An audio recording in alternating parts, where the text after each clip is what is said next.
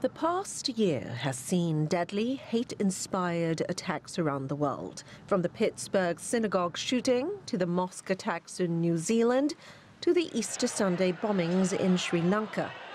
The United Nations says enough is enough. We are witnessing today a rise of anti-Semitism, racism.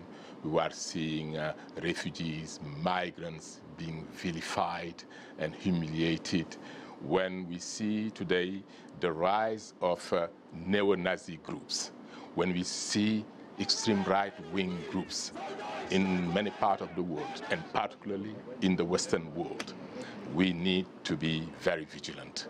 We should not forget that what happened in Europe in the 40s with the Holocaust, it did not start with the gas chambers.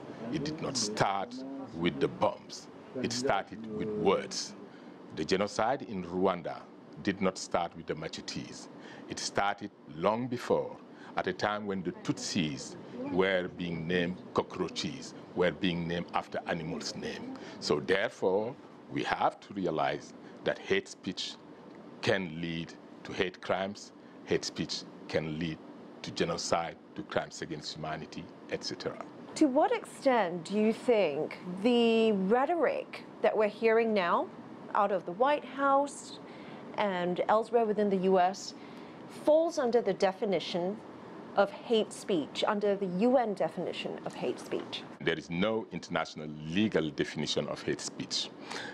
But we all understand clearly what we mean by hate speech.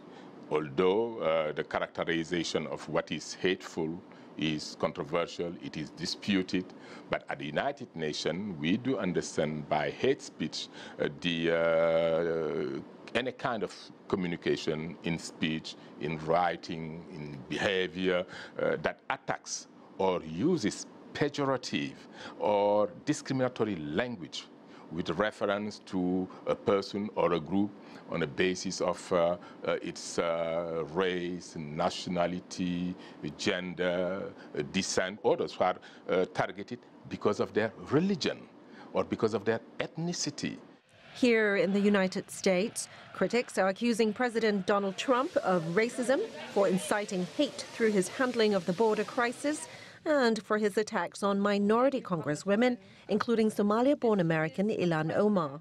What do you make of U.S. President Donald Trump's comments recently to the congresswomen, the 4 minority congresswomen, telling them to go back to their home countries when they're Americans? What do you make of that kind of talk? Well, I would simply say that diversity is a richness. Diversity is not a threat. And the United States, if it is today one of the most powerful countries, it is thanks to the diversity in this country. This is the country of migrants. So where do you draw the line, though, between condemning hate speech and protecting freedom of speech? Where do you draw the line? Addressing hate speech does not mean limiting or prohibiting freedom of speech.